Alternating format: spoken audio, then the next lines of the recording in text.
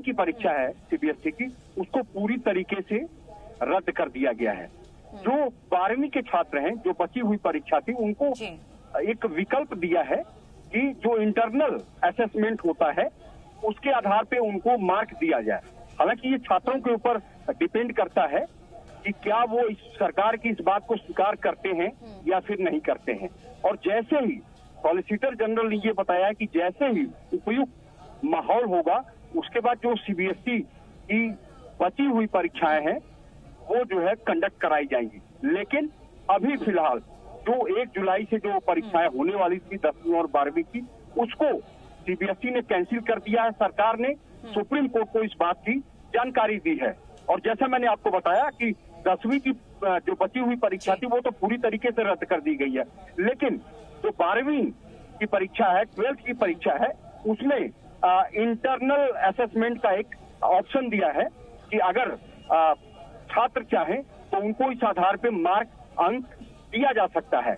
लेकिन जो पसोपेश की स्थिति थी कि क्या परीक्षाएं होंगी या फिर नहीं होंगी, वो आज जो है साफ हो गया है। और सरकार ने सुप्रीम कोर्ट में ये बताया है कि सीबीएसई जो है वो परीक्षा उसने रद्द कर दिया है।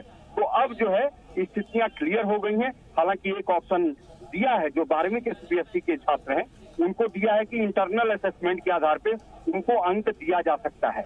लेकिन अगर परीक्षा की बात की जाए, जाहिर सी बात है कोरोना के चलते जिस तरीके से जो मरीज हैं बढ़ते जा रहे हैं, उसको लेकर के इन परीक्षाओं पे पसोपेश की स्थिति बनी हुई थी। लेकिन आज स्थितियां जो है वो स्पष्ट हो गई हैं। अब ये क्लियर हो गया है कि 10वीं और 12वीं की परीक्षा नहीं होगी, लेकिन जो 12वीं के छात्र हैं उनको इंटरनल असेसमेंट के आधार पे अगर वो चाहें तो मार्क देके उनको प्रोन्नत किया जा सकता है। तो जाहिर सी बात है कि अब जो है इस पे कोई पसोपेश की स्थिति नहीं रह गई है। जी,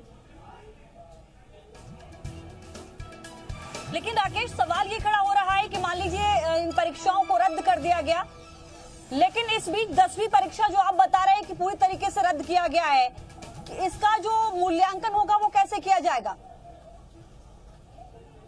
बिल्कुल, देखिए दो चीजें हैं। जैसे मैंने आपको स्पष्ट किया था कि 10वीं की परीक्षा पूरी तरीके से रद्द की गई है, यानी कि जैसे ही उपयुक्त माहौल आएगा उस दौरान जो 10वीं के छात्र हैं जिनकी बची हुई परीक्षा है वो एग्जाम होगा। और 12वीं की परीक्षा भी रद्द